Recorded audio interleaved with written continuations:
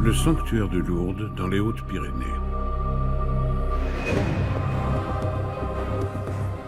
Le troisième lieu de pèlerinage catholique au monde accueille chaque année plus de 6 millions de visiteurs qui viennent du monde entier, dont 60 000 malades et invalides. Il est plus vaste que le Vatican lui-même et il possède la plus grande basilique du monde, pouvant accueillir près de 25 000 personnes sous son toit. Pourquoi ? Parce que depuis 160 ans, Lourdes est devenue la cité des miracles, la ville où l'on peut guérir de tout, y compris de l'incurable.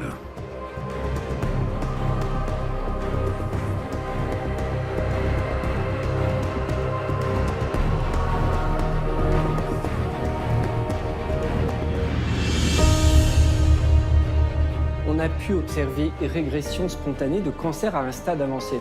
Et on ne comprend pas pourquoi. Comment expliquer cette profusion de guérisons ? Qui sont les miraculés de Lourdes ? Qu'est-ce qui est concrètement vécu ici ?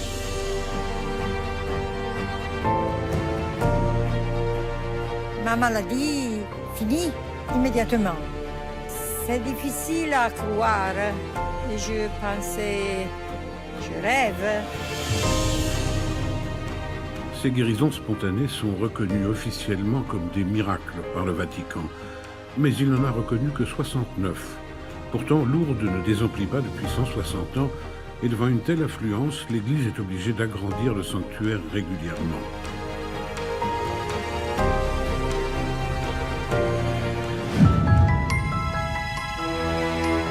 Il faut dire que le Vatican a besoin de miracles. À chaque fois, le nombre de pèlerins à Lourdes augmente encore. L'Église veut pouvoir s'en servir comme d'un signe, donc elle voudrait aussi que les gens aient toutes les preuves possibles. Comment se passe la procédure d'authentification des miracles ? Pourquoi dure-t-elle des dizaines d'années ? Parce que ça ouvre évidemment la porte à une multiplication des supercheries, des gens qui font de l'argent sur la superstition, des choses comme ça. Sur les 7000 dossiers qui ont été transmis, seuls 69 aujourd'hui, donc c'est très très peu, ont fini par aller jusqu'au bout de la procédure. À Lourdes, comme nulle part ailleurs dans le monde, ce sont des médecins, sans aucune intervention de l'Église, qui étudient les cas de guérison spontanée. Pourquoi avoir confié à la science le soin de prouver un signe divin ? Ces gens-là qui connaissent vraiment comment fonctionnent normalement les organes, ils voient que là, il y a quelque chose qui est spécial. La science progresse chaque jour. Chaque jour, un miracle reconnu dans le passé peut soudainement s'expliquer. Pourtant, la médecine ne fait pas diminuer le nombre de miracles. Comment est-ce possible ?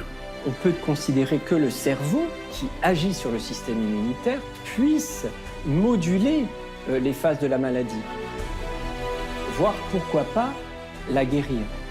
C'est théoriquement possible. Que se passe-t-il depuis le 11 février 1858 ? Date à partir de laquelle le destin de Lourdes va basculer en même temps que celui d'une toute jeune fille de 14 ans, Bernadette Soubirous, qui a vu la Vierge Marie et a découvert une source dans la grotte de Massabielle, la source de la majorité des guérisons. Nous allons tout vous révéler sur ce sanctuaire unique au monde et nous allons lever le voile sur ces 160 années d'histoire pour percer le secret des miracles de Lourdes. Le miracle est là à chaque instant. On peut être athée et croire au miracle.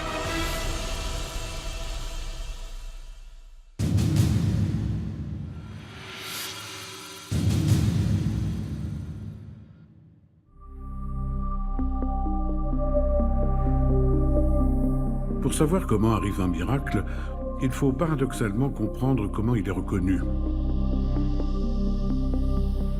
On compte depuis 160 ans environ 7300 guérisons dites spontanées. Sur ces guérisons, 69 ont été qualifiées de miracles. Le 20 juin 2013, le 69e et dernier miracle de Lourdes a été reconnu par l'Église. Il concernait la guérison de l'Italienne Danila Castelli d'une grave maladie du cœur. Une guérison qui a eu lieu 24 années plus tôt. Le précédent miracle a été reconnu à Lourdes en 2012, après une enquête longue de 47 ans.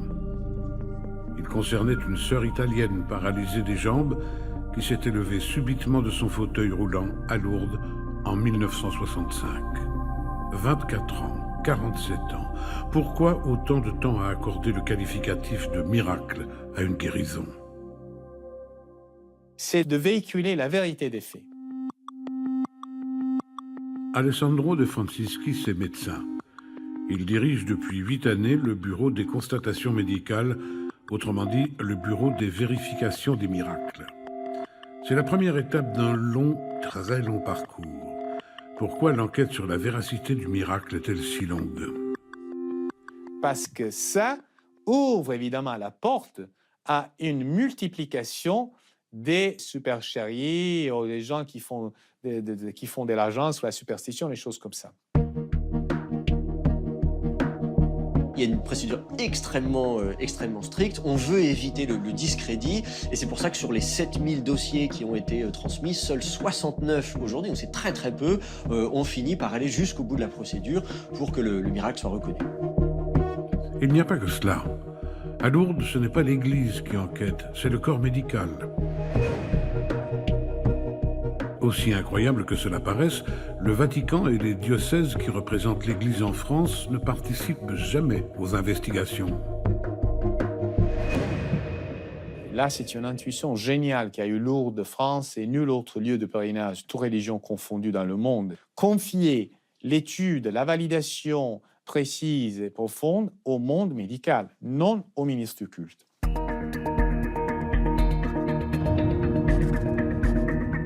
Dans aucun sanctuaire religieux, toutes religions confondues, la médecine, la science n'ont autant d'importance qu'ici.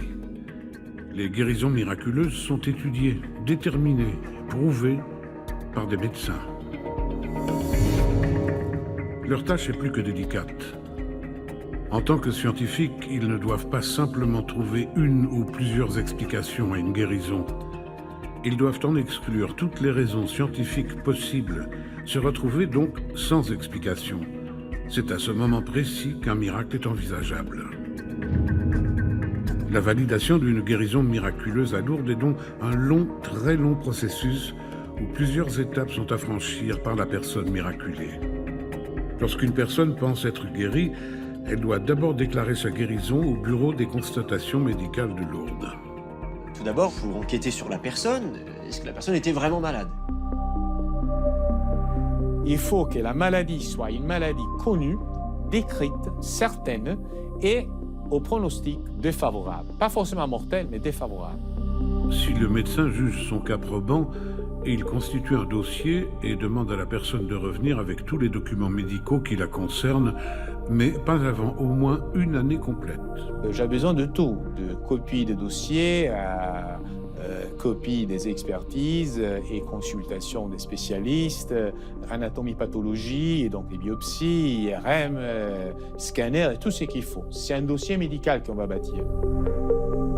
Et là, on commence un travail plutôt dur pour demander aux gens de collaborer avec nous et que dans chaque miracle, il y a toujours énormément de points d'interrogation.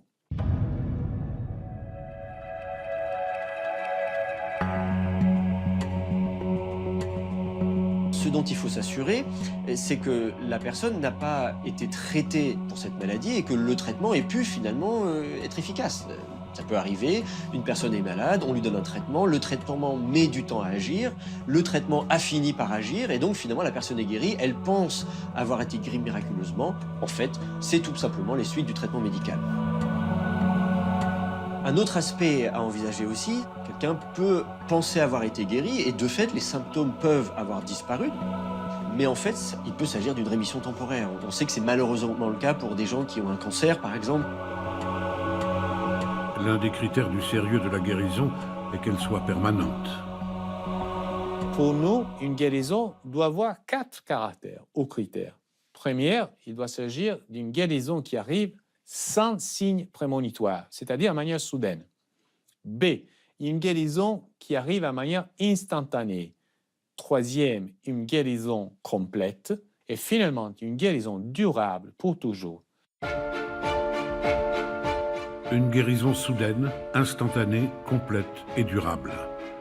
C'est pourquoi il faut au moins 1 année avant que la personne guérie revienne.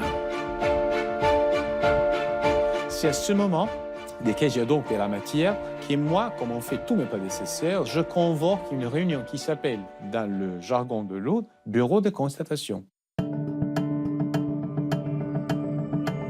C'est-à-dire que tous les médecins, pharmaciens, dentistes, infirmiers et chirurgiens qui sont présents à Lourdes ce jour-là sont invités à se réunir en présence de la personne concernée. On va convoquer tout un tas de médecins, on va demander l'avis de plusieurs médecins pour dire est-ce que je pense qu'il peut y avoir des explications scientifiques, naturelles, ou bien est-ce que là on dépasse le naturel, on est dans le surnaturel. Tous les spécialistes se réunissent toujours dans le même endroit pour discuter des cas médicaux, ici, dans cette salle officielle. On est à l'entrée de la salle de conférence du bureau de constatation médicale, salle que j'utilise tout au long de l'année pour discuter d'un cas de guérison supposée. Et la salle est celle dans laquelle, effectivement, il entre les personnes ou la personne supposée guérie et on discute. La séance s'ouvre. Les médecins choisis par le bureau peuvent poser toutes les questions qu'ils souhaitent et discuter entre eux sur la solidité du diagnostic et sur les évolutions connues de cette maladie. La personne supposée guérie est habituellement assise au premier rang. Après avoir présenté le dossier médical, on puisse interroger la personne sous ses symptômes. Toute cette phase, qui peut durer plusieurs années, permet de constater la guérison et sa permanence. On va chercher différents scénarios, même en l'absence de traitement médical, en disant oui, mais peut-être que d'autres facteurs pourraient expliquer la guérison. Il faut chercher d'une certaine manière toutes les explications possibles et imaginables. Pendant de nombreuses années, ces réunions se succèdent le temps que toutes les questions posées soient restées sans réponse. C'est alors que la dernière réunion arrive. On peut arriver en séance collégiale, on vote, la main levée, et on peut arriver à avoir constaté une guérison. On peut arriver à dire qu'il s'agit d'une guérison inexpliquée en l'état actuel de nos connaissances médicales et scientifiques. Au sortir de ces réunions, le bureau médical transmet le dossier à un autre organisme, le Comité médical international de Lourdes. Constitué d'une trentaine de docteurs ou professeurs, tous éminents dans leur spécialité, ils sont chargés d'expertiser et éventuellement confirmer la guérison. Et ces gens-là sont en général à la pointe de la recherche dans leur domaine, et le fait qu'ils puissent discuter entre eux, bien sûr, permet de donner à l'étude d'un signe étonnant toute une profondeur. Ces gens-là qui connaissent vraiment comment fonctionnent normalement les organes, ils voient que là, il y a quelque chose qui est spécial. Ce comité ne se réunit qu'une fois par an, dans un secret absolu. Le comité nomme un de ses membres pour approfondir l'examen du dossier. Ce médecin rapporteur peut consulter qui il veut. Il fait appel à tout ce qui a été publié sur le sujet.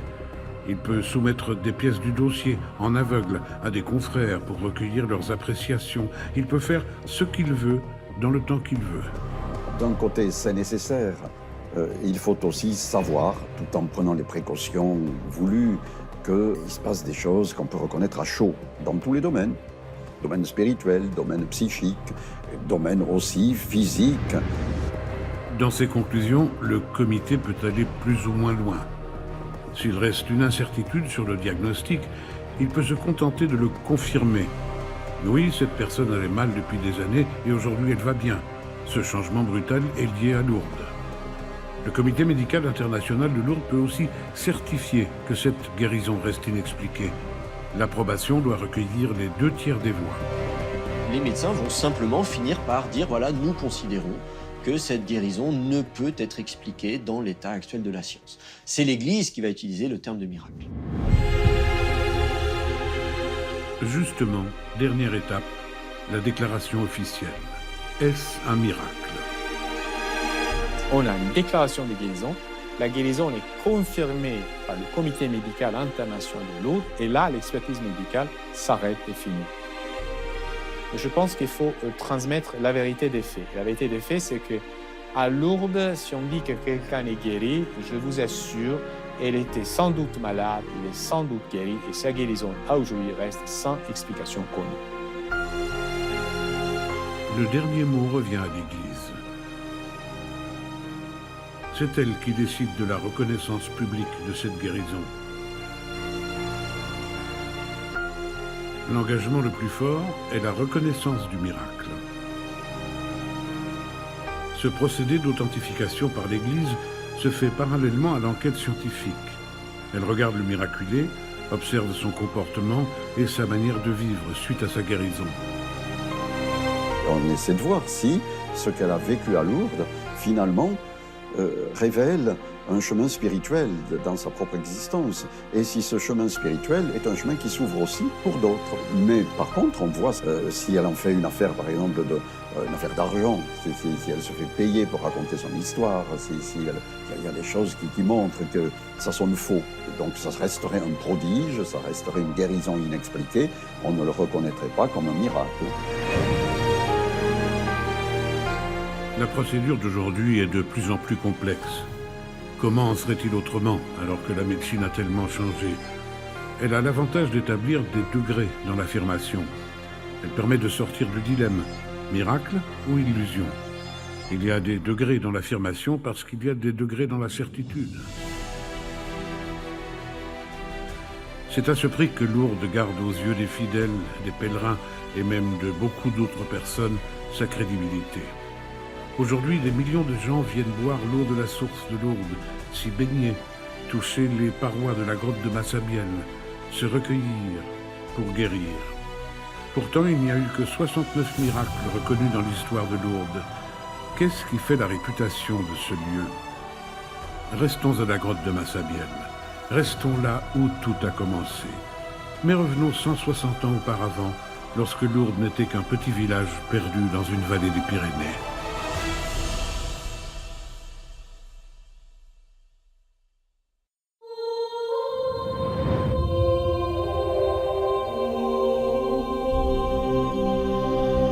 Afin de comprendre comment la médecine est devenue si primordiale dans la validation des miracles, il faut connaître les faits. Comment tout a-t-il commencé? Le personnage par qui tout est arrivé est une jeune fille de 14 ans. C'est par elle que Lourdes va devenir un sanctuaire mondialement connu. Bernard de Marie Soubirous naît à Lourdes le 7 janvier 1844 au Moulin de Boly. La misère est permanente. Et pour ajouter à cela, Bernadette est atteinte d'un asthme chronique qui la fait souffrir. Rien ne la disposait à changer la face du monde catholique.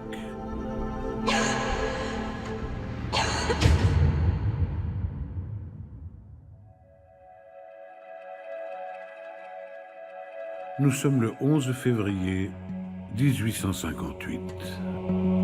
C'est l'hiver, il fait froid, pas de travail, pas de nourriture.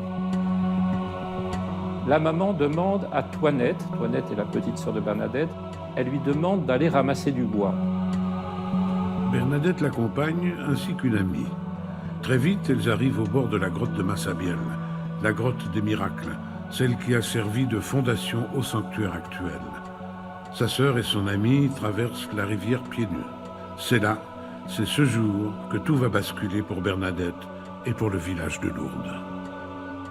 Elles font signe à Bernadette de les rejoindre, elle a un petit peu peur. Et là, elle entend un bruit, comme du vent. Elle se retourne et elle voit dans cette grotte une lumière.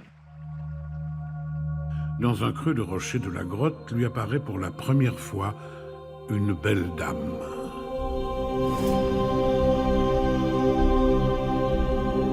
C'est là qu'elle a l'apparition d'une jeune fille vêtue de blanc, rayonnante.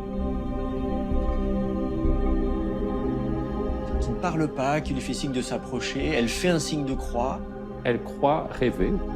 Et elle précise, plus je me frottais les yeux, plus je voyais cette dame me sourire.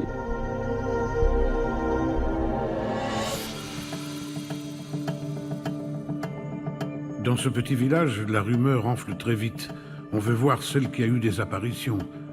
Bernadette est traquée. C'est-à-dire qu'il y a des gens qui, d'emblée, tout de suite, sont assez fascinés, très intéressés. C'est-à-dire que dès les apparitions suivantes, il y aura un attroupement. Tout un tas de gens qui sont vraiment fascinés par ça et qui y croient. Et puis, en même temps, il y a des gens très sceptiques qui n'y croient absolument pas et qui essayent de la discréditer. Les apparitions vont se multiplier et bientôt des guérisons miraculeuses vont se produire. En effet, lors de la 9e apparition, le jeudi 25 février 1858, la dame lui dit « Allez boire à la fontaine et vous y lavez ». Bernadette fait donc un trou dans l'herbe à l'endroit où elle se trouve. L'incroyable se produit. De ce trou jaillit la source. Celle qui, aujourd'hui encore, est à l'origine de la plupart des miracles. Elle va s'immobiliser dans le fond de la grotte. Elle va mettre son visage à même le sol. Elle va commencer à gratter. Elle continue. C'est là où elle a un petit peu d'eau boueuse qui commence à devenir pure, avec laquelle elle pourra boire. La source miraculeuse de Lourdes est découverte. Aujourd'hui encore, c'est de cette source que provient l'eau de Lourdes. C'est dans cette eau que les malades se baignent. Lors de la 16e apparition, le jeudi 25 mars, Bernadette Soubirous demande son nom à la dame qui lui répond « Que soy era l'Immaculada Concepción ». Je suis l'Immaculée Conception. C'est cette petite phrase qui va définitivement sceller le destin de Lourdes et de la jeune adolescente. Je suis l'Immaculée Conception. Alors là, on s'est dit, mais d'où est-ce qu'elle sort cette expression ? Dire « je suis l'Immaculée Conception », ça, à la limite, c'est incompréhensible. Je suis conçu sans péché, mais je ne suis pas ma conception. Ça ne signifie rien. C'est ce que longtemps on a cherché. Or, il faut réaliser qu'elle a dit là vraiment quelque chose qui la dépasse. Elle n'a pas compris. Elle ne connaît pas ces mots. Elle part répéter la phrase de l'abbé Peyramal, le curé du village. Il est tombé à genoux, en larmes. Il a compris. Parce qu'il a vu, à travers le visage de Bernadette, quelque chose de la Sainte Vierge.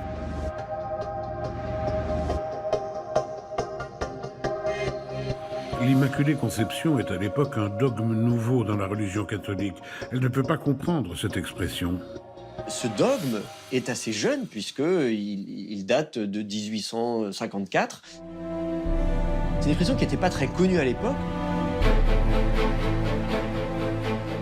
Aussitôt, l'Église décide de mettre la main sur cette affaire. En 1860, l'abbé Peyramal emmène Bernadette à Nevers, à 700 km de Lourdes, pour qu'elle devienne pensionnaire dans un hospice. Il s'arrange aussi pour que la famille Soubirous reste à Lourdes et les reloge gratuitement. L'évêque de Tarbes, de son côté, achète la grotte à la commune de Lourdes en 1861. Le Vatican fait aménager la grotte et commence la construction d'une basilique. Enfin, l'Église reconnaît officiellement que ce lieu est source de miracles. La réputation de Lourdes passe du mythe au concret. Lourdes ne sera plus jamais la même. Malheureusement, Bernadette non plus. Elle est devenue malgré elle une célébrité internationale. Sa situation devient de moins en moins tenable. Elle ne supporte plus le regard des gens sur elle. Jusqu'à sa mort, il lui faudra témoigner, ce qui pour elle sera une épreuve, notamment en raison de son asthme et de sa difficulté à parler. Elle décide d'entrer au couvent à 22 ans. Sa maladie pulmonaire l'emportera le 16 avril 1879 à 35 ans.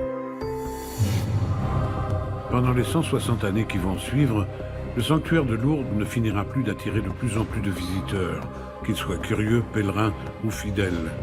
Pourquoi viennent-ils ? D'abord parce qu'ici on guérit. 7300 guérisons inexpliquées ont été enregistrées. 7300 personnes ont véritablement été sauvées à Lourdes alors que personne ne pouvait plus rien pour eux. Ensuite, parce qu'ici on vérifie, on prouve par la médecine, on entérine que c'est le sanctuaire de Lourdes qui est à l'origine de ces guérisons. Cette communication incroyable sur l'authentification des miracles est presque plus importante que les annonces des guérisons elles-mêmes. Ce sont des preuves qui crédibilisent le sanctuaire. Et ces vérifications ont existé dès 1858, l'année même où Bernadette Soubirous a vu la Vierge Marie.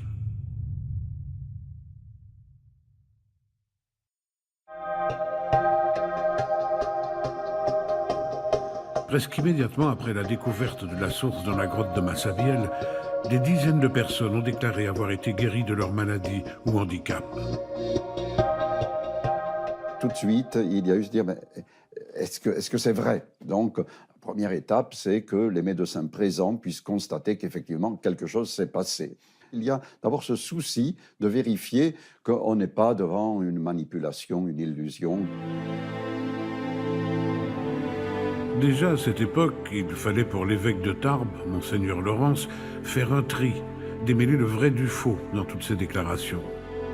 Fin juillet 1858, ils mettent en place une première commission médicale pour commencer à authentifier les allégations de guérison. La commission est dirigée par le professeur Vergès, un professeur agrégé de médecine thermale de la faculté de Montpellier. Il passe tous ses étés dans la région. Le professeur Vergès va convoquer tous ceux qui parlent de guérison, les recevoir, les interroger et les examiner pour faire des rapports successifs à l'évêque. Surtout quand les guérisons se sont vraiment multipliées à partir des années 72, 73, et non seulement avec l'eau de la grotte, mais également avec la procession du Saint-Sacrement. Les guéris ne sont pas forcément des miraculés. Seul le Vatican, l'Église, peut interpréter ces guérisons en miracles. Le premier miracle de l'histoire de Lourdes concerne Catherine Latapie, une mère de famille de 38 ans. Elle habite Loubajac, un village à 6 km de Lourdes. Elle a eu 4 enfants, 2 sont morts en bas âge. Elle est enceinte du 5e. Catherine avait un handicap important, elle ne pouvait plus utiliser son bras droit. Dans la nuit, elle se réveille et une force la pousse à partir à la grotte de Massabielle. Elle n'hésite pas, réveille ses 2 enfants et part dans la nuit, à pied. Une fois arrivée, elle découvre la source, qui n'était encore qu'un mince filet d'eau, y met la main, et voilà qu'elle retrouve l'usage complet de sa main et de son bras. Comment le sait-on? Parce que Catherine a mis au monde son fils cette nuit-là, ce qui date officiellement ce premier miracle. Nous sommes le lundi 1er mars 1858, quelques jours à peine après que Bernadette a creusé la terre pour découvrir la source d'eau. Le second miracle arrive très vite, lui aussi. Il fait beaucoup de bruit, parce que Louis Bourriette, un homme de Lourdes, clame haut et fort sa guérison. 20 ans auparavant, dans une carrière, il avait fait exploser de la dynamite et avait reçu des éclats dans l'œil, ce qui l'avait rendu borgne. Amené à la source par sa sœur, parce qu'il se disait mécréant, Louis met de cette eau sur ses yeux et retrouve immédiatement la vue. 7 cas resteront inexpliqués et l'évêque les qualifiera de miraculés.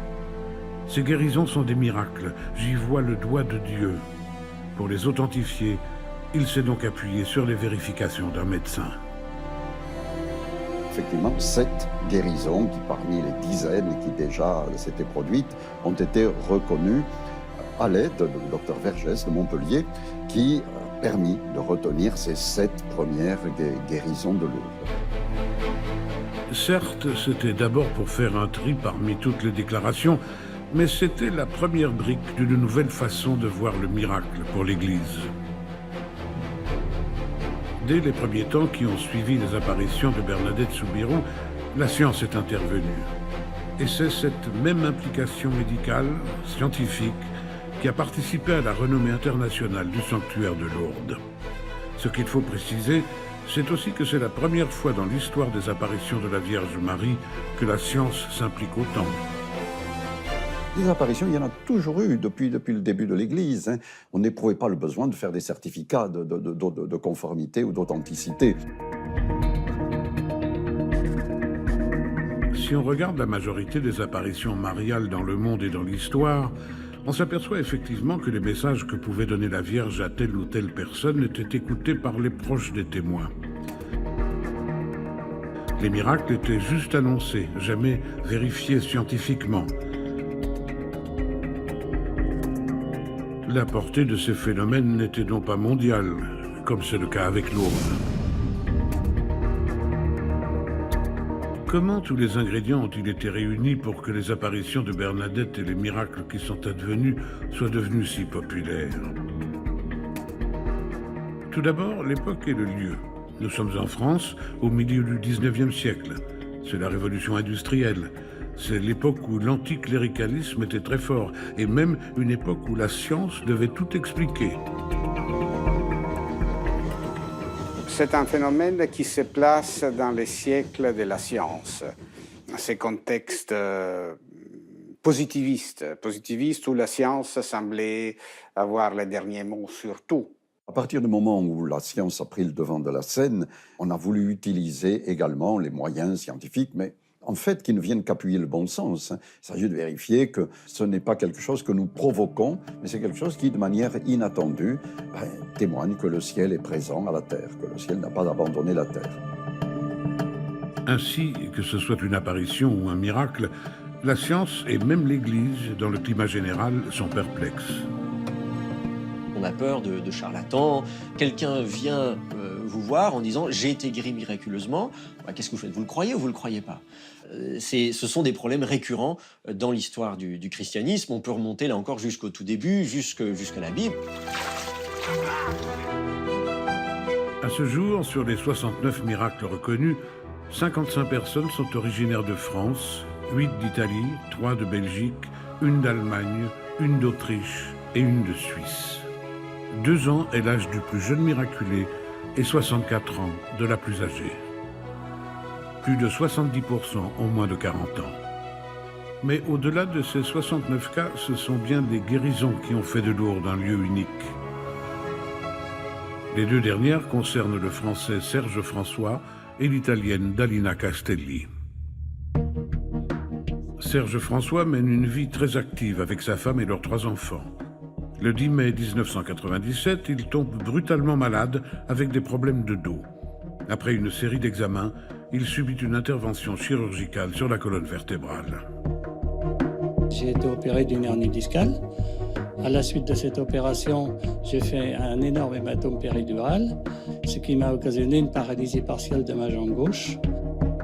Dès lors, le quotidien de Serge est rythmé par un traitement aussi lourd qu'inefficace.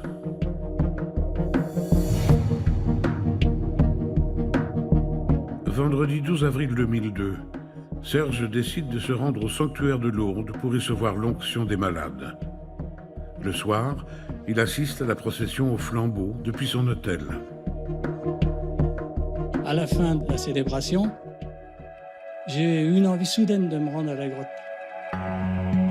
Il est environ 23 heures quand il se place presque au même endroit où priait Bernadette. Sans savoir pourquoi, Serge s'avance vers le filet d'eau qui coule au fond du rocher, derrière le tronc des offrandes. Il y trempe discrètement le bout de ses doigts. Il se rend ensuite aux fontaines, il y boit de l'eau et se lave le visage. À ce moment, j'étais pris comme dans un tourbillon. Là, j'avais une douleur qui descendait du bas du dos, dans toute ma jambe. Et environ au bout d'une minute, tout est rentré dans l'ordre, avec une sensation de bien-être, de réconfort et de chaleur. Ma jambe qui était toujours froide, glacée, sclérosée, elle était devenue brûlante. Je me demandais ce qui m'arrivait.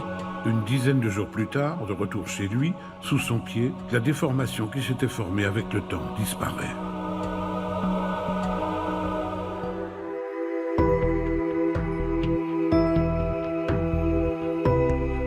L'Église a reconnu comme étant remarquable la guérison à Lourdes de Serge François, mais cependant pas miraculeuse. Pourquoi? Regardons la différence avec l'italienne Dalina Castelli, la 69e et dernière miraculée de Lourdes à ce jour. Elle souffre d'hypertension artérielle qui se manifeste par des crises aiguës et fréquentes. Le 4 mai 1989, elle a 43 ans. À bout de force, après 7 ans de traitement et d'opération, son mari décide de l'emmener à Lourdes avant de se rendre une nouvelle fois aux États-Unis pour consulter des spécialistes. Très affaiblie, elle est alors convaincue qu'il s'agit du dernier voyage de sa vie. Après avoir été baignée dans les piscines du sanctuaire, elle ressent un bien-être inexplicable et guérie. C'est au terme d'un processus de plusieurs dizaines d'années que fut décrétée à l'unanimité la guérison définitive et durable de Madame Castelli. Il a été certifié que le syndrome dont elle a souffert pendant 21 ans a disparu sans explication scientifique. Ma maladie finit presque immédiatement. C'est difficile à croire. Je pensais... Je rêve. En 2011, une autre commission scientifique internationale chargée d'évaluer le diagnostic sur le plan clinique a confirmé le miracle. Pourquoi elle et pas Serge François? Parce qu'au bout du compte, il n'y a qu'une seule et même entité qui sépare les miracles des guérisons spontanées, qui choisit celui qui peut être déclaré miraculé. C'est l'Église. C'est le Vatican.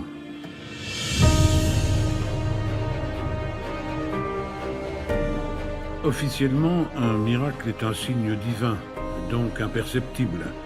Mais dans les faits, l'Église semble choisir qui a le droit d'être miraculé. Elle semble même déclarer des miracles à des moments clés de son histoire personnelle. Quelle est réellement la position de l'Église au XXIe siècle? Le Vatican n'intervient qu'à la fin du processus de validation des miracles de Lourdes. S'agit-il de signes trop lourds à porter?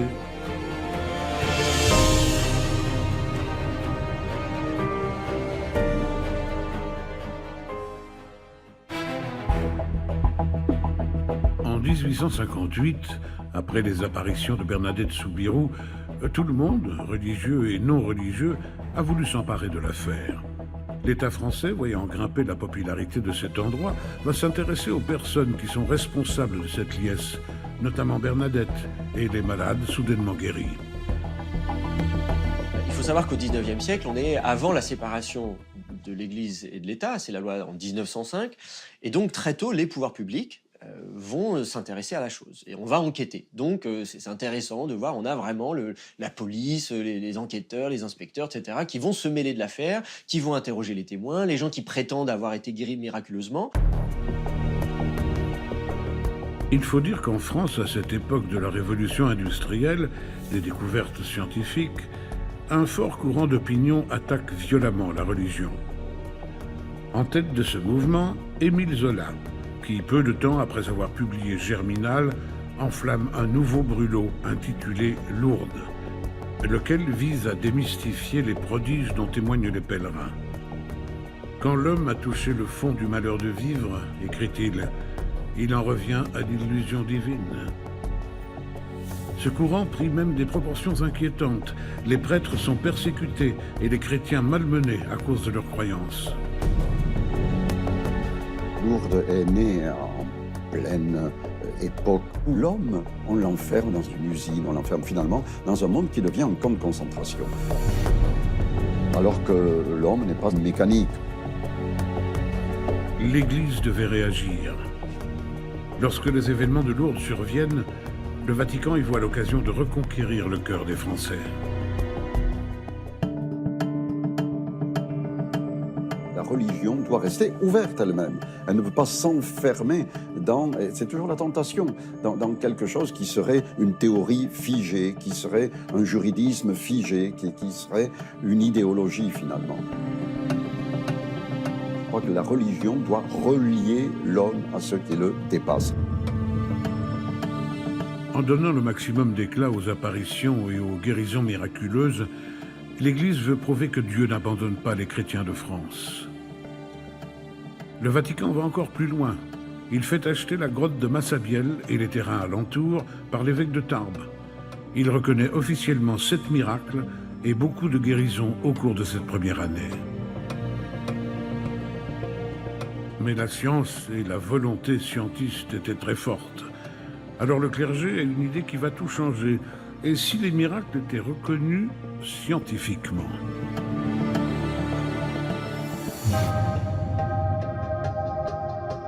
Cela a fonctionné, puisqu'en 160 ans, le nombre de pèlerins n'a jamais cessé d'augmenter.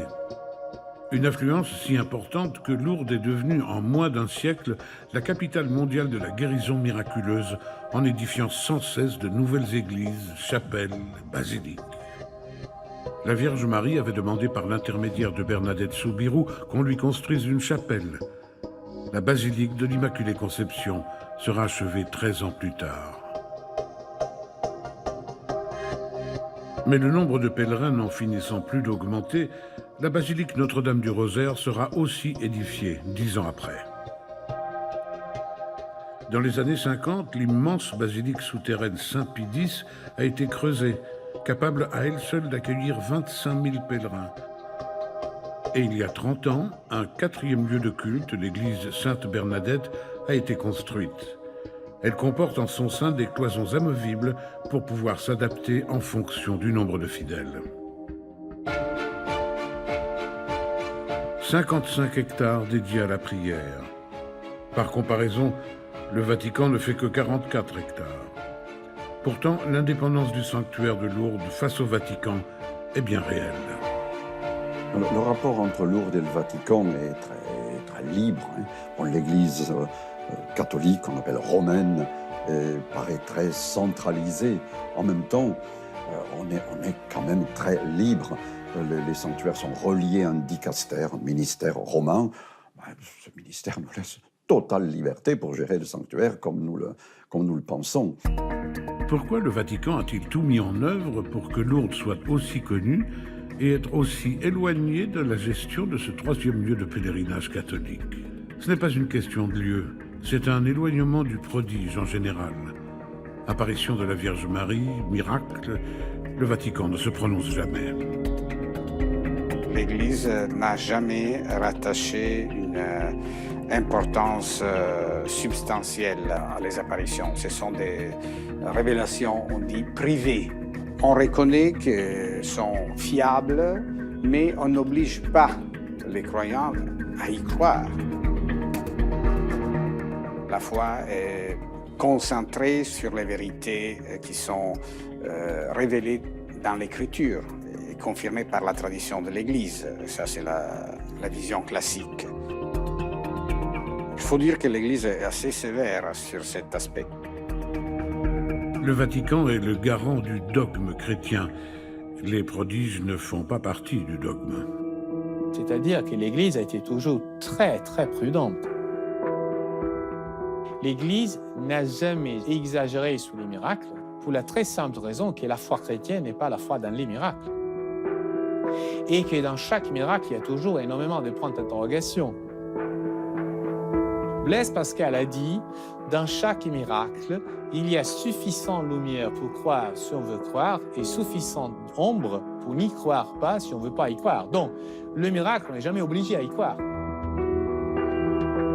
Et puis, s'occuper de la gestion des miracles de Lourdes pour le Vatican ne serait pas une activité permanente. Il y a trop peu de miracles. Et donc, vous imaginez d'avoir, dans le siècle et demi, combien de gens sont venus à Lourdes? Des millions de pèlerins, de centaines de milliers de prêtres, de centaines de milliers ou dizaines de milliers d'évêques, archevêques et cardinaux. Des papes. Jean-Paul II est venu 2 fois en tant que pape ici. Le pape Benoît est venu 1 fois à Lourdes en tant que pape.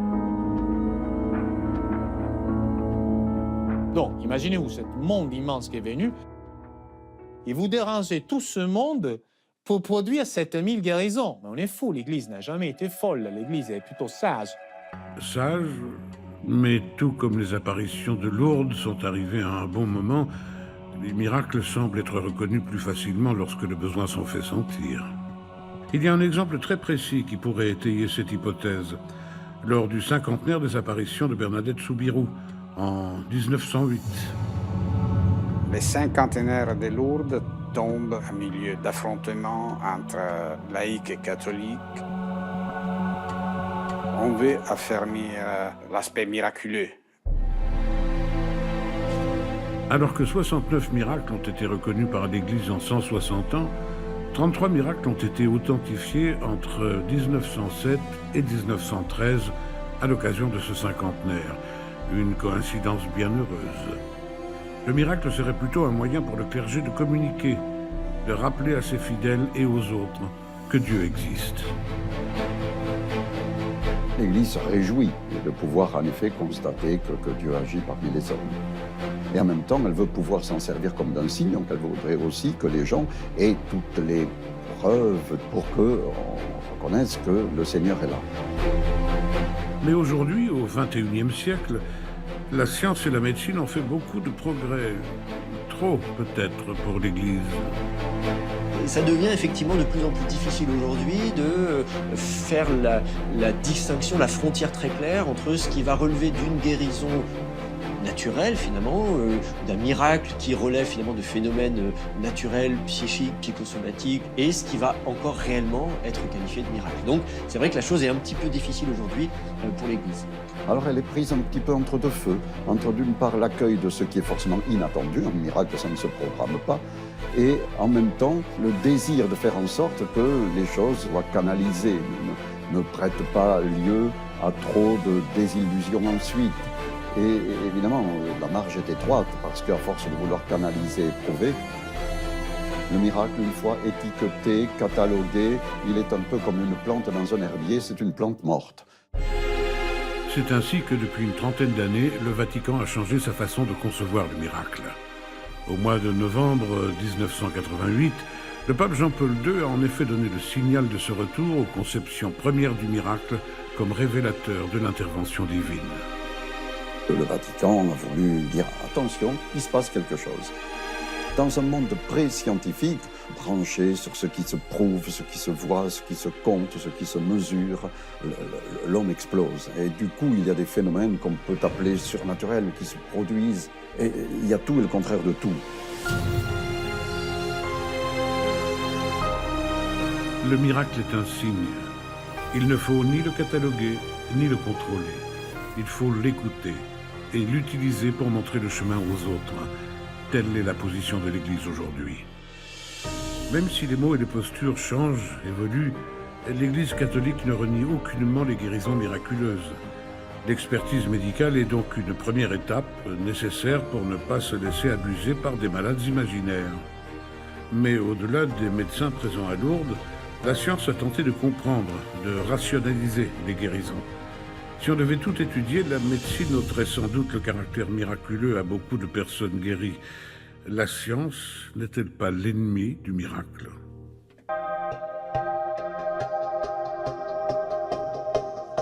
C'est la science qui a tout changé à Lourdes.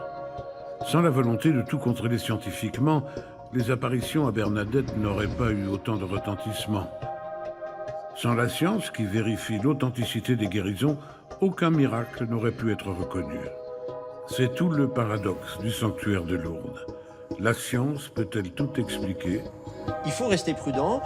Notre connaissance du corps humain est limitée. Les progrès scientifiques sont réels, constants, et en même temps, plus on apprend des choses et plus on est limité. Il faut adopter, d'un point de vue scientifique, une attitude prudente, humble, et en même temps, il faut reconnaître qu'on est face à des phénomènes qui dépassent largement ce qu'on est capable d'expliquer. Mais finalement, un miracle ne serait-il qu'une incapacité temporaire à expliquer une guérison ? Qu'en est-il aujourd'hui ?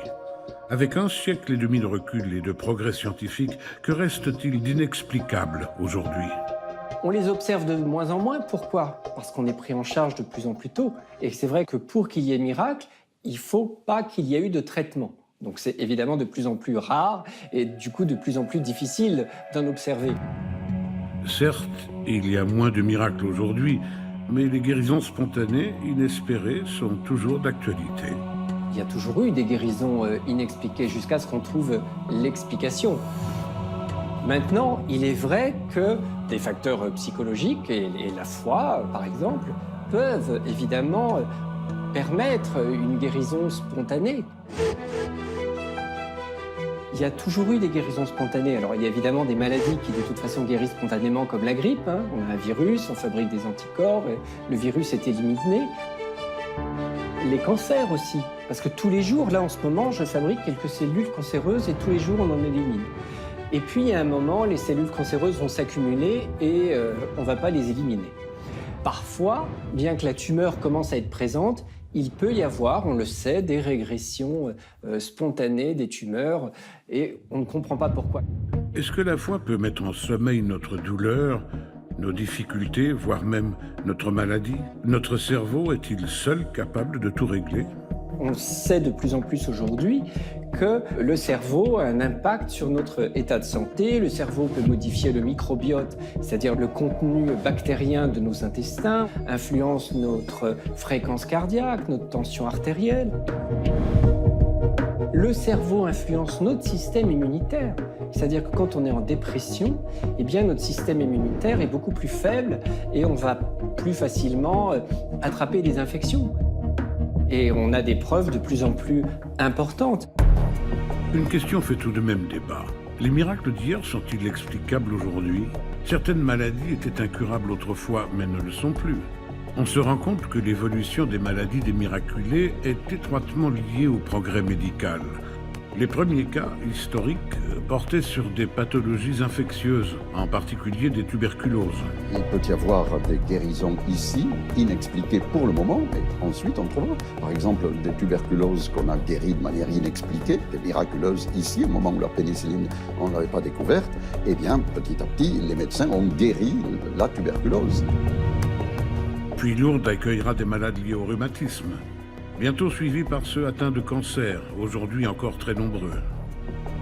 Un malade de cancer mourait il y a seulement 40 ans. Aujourd'hui, la survie, c'est-à-dire la possibilité de le soigner, c'est au-delà du 50%. Ça sont les conquêtes de la méthode scientifique. Depuis les années 50, les maladies qui sont présentes à Lourdes ne sont plus liées à des bactéries ou des virus, c'est-à-dire à des éléments extérieurs. Aujourd'hui, ce sont les maladies qui démarrent en nous, les maladies dites auto-immunes, qui sont en plus grand nombre. C'est-à-dire qu'il y a de plus en plus de maladies chroniques où on fabrique des anticorps contre soi-même.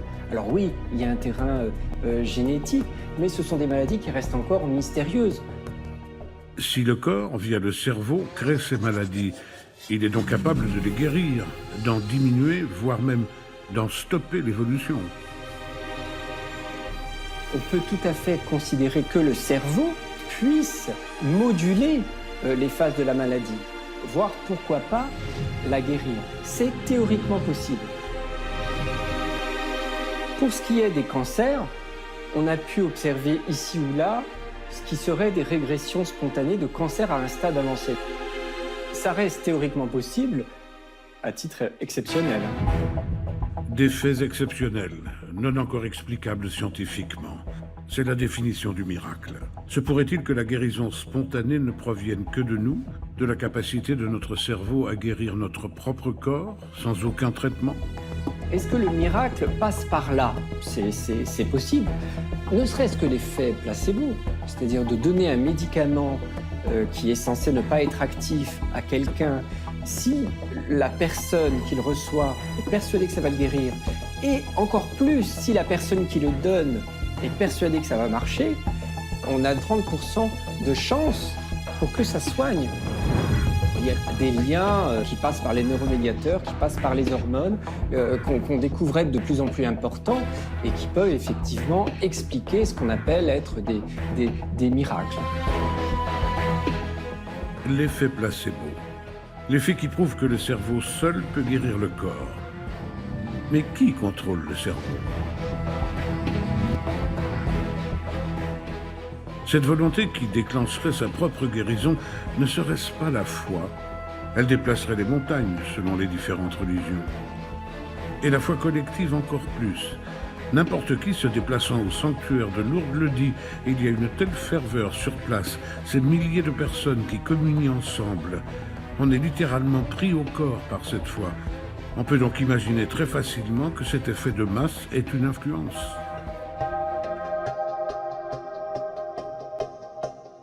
À partir du moment où il y a foule, à partir du moment où il y a une adhésion à une valeur commune, il peut y avoir des phénomènes d'identification collective et de mimétisme.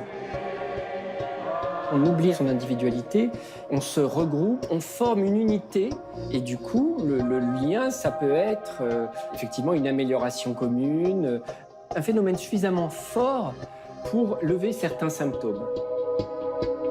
On sait par l'hypnose qu'on peut lever certains symptômes.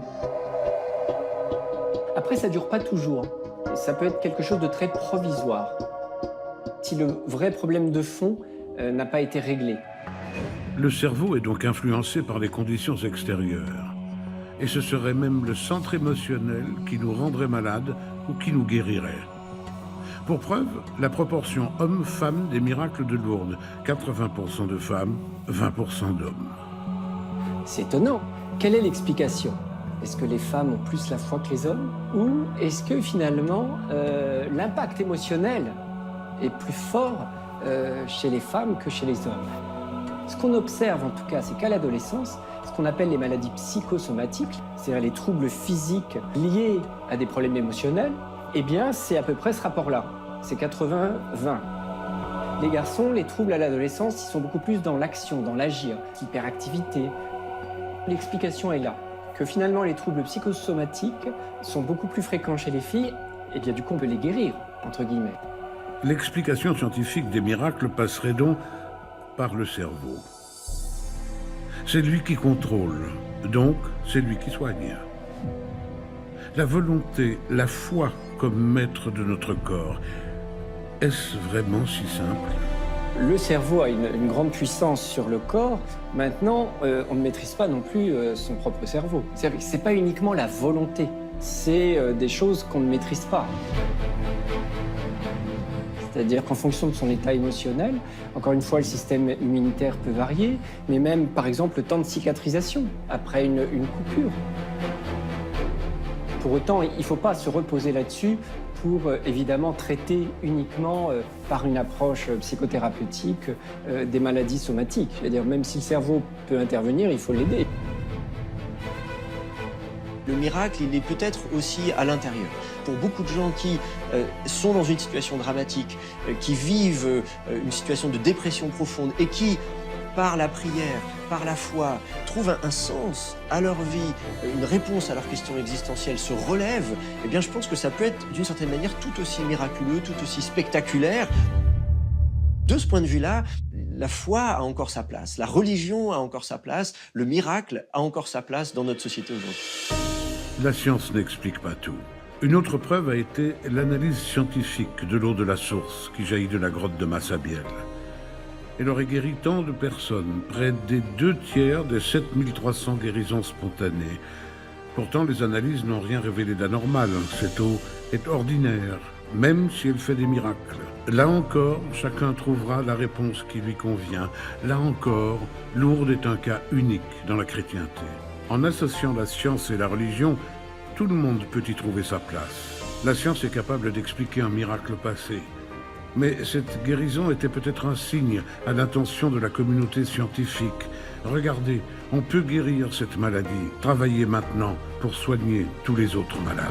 Il y a des pistes, évidemment. C'est-à-dire qu'on va parler, certains vont parler de la mémoire de l'eau, d'autres vont parler des phénomènes d'épigénétique, d'auto-guérison. On creuse du côté de certains organismes vivants qui sont capables de se guérir, de se régénérer, de faire repousser certains de leurs membres, de prolonger leur vie, etc. Donc, il est possible que dans les dizaines d'années qui vont suivre, on puisse comme ça faire des progrès scientifiques qui permettent d'expliquer des choses qu'aujourd'hui, on ne peut pas expliquer.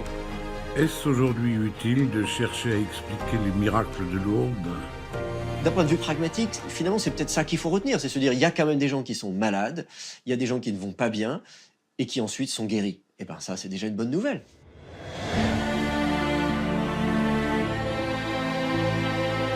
Beaucoup disent que plus la science avancera, plus le nombre de miracles reculera.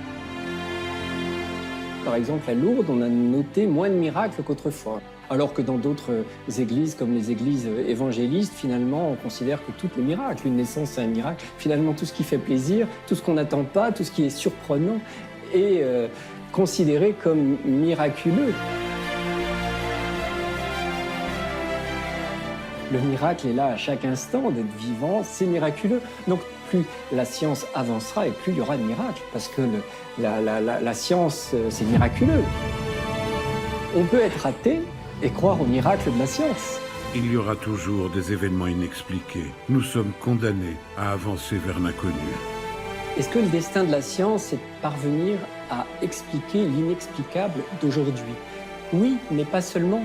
Parce qu'à chaque fois qu'on explique quelque chose en science, on ouvre une nouvelle porte. Et c'est finalement presque infini, mais sans doute comme l'univers d'ailleurs.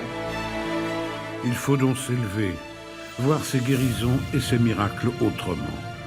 Bien sûr que beaucoup d'entre eux sont explicables aujourd'hui, mais il suffit d'un seul cas pour que la foi soit présente, pour qu'un message existe. Quel est ce message ?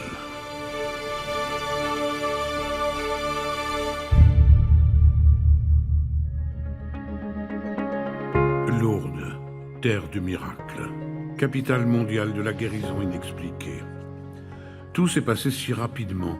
En un siècle et demi, un petit village de 3000 habitants est devenu un sanctuaire catholique plus vaste que le Vatican. Lourdes est surtout l'unique site chrétien qui met autant la science en avant, qui utilise la médecine pour prouver ses guérisons spontanées. Car depuis 160 ans, on cherche des preuves au miracle. Paradoxalement, un miracle n'est pas explicable. Le débat est sans fin. Mais prenons un peu de recul pour voir, juste regarder ce que provoque le miracle sur les fidèles. Au-delà du miracle lui-même et des débats qu'il peut y avoir entre les scientifiques, ce qui est important de retenir, c'est de voir qu'il y a des gens qui sont dans cette situation de précarité, de difficulté, de maladie, qui n'ont pas de solution, qui n'ont pas d'explication. Et puis la science aujourd'hui n'a rien à leur proposer. Et par la prière, par la dévotion, trouve une solution. Aujourd'hui, la religion, le fait religieux, la spiritualité est encore là pour pouvoir apporter des réponses au-delà de la science. Et donc, il n'y a pas d'opposition entre les deux. Je pense qu'il y a vraiment une complémentarité dans cette démarche. Il y a sans aucune contestation un effet Lourdes, un effet miracle. Peut-on l'expliquer ? Il y a bien des choses qui peuvent se produire et que nous ne comprenons pas sur cette terre, qui ne sont pas forcément du domaine spirituel. Pour qu'il y ait miracle reconnu par l'Église, il faut qu'on y reconnaisse vraiment l'œuvre de Dieu et un signe que Dieu veut faire à travers non seulement la guérison, mais à travers la personne elle-même qui a été guérie, aux autres personnes, celles qui l'entourent et celles à qui ce miracle va être raconté. Là encore, la guérison, même unique, est un message pour tous, qu'il faut prendre en compte. Ce n'est pas le miracle lui-même qui importe. Quand le sage montre la lune avec le doigt, l'imbécile regarde le doigt. On ne va pas rester éternellement sur le miracle, parce que vous finirez par le momifier, et donc ce ne serait plus du vivant. Hein. Ce miracle, c'est un signe sur ton chemin. Il faut que tu avances maintenant. Certes, une majorité de malades ou de handicapés ne guérissent pas dans leur corps. Pourtant, ils repartent de Lourdes en témoignant « Je ne suis pas venu pour rien, j'ai reçu quelque chose. Je repars plus fort, avec une plus grande paix, et j'ai envie de revenir, car cela me permet de mieux assumer ma maladie, mon handicap ou ma souffrance. »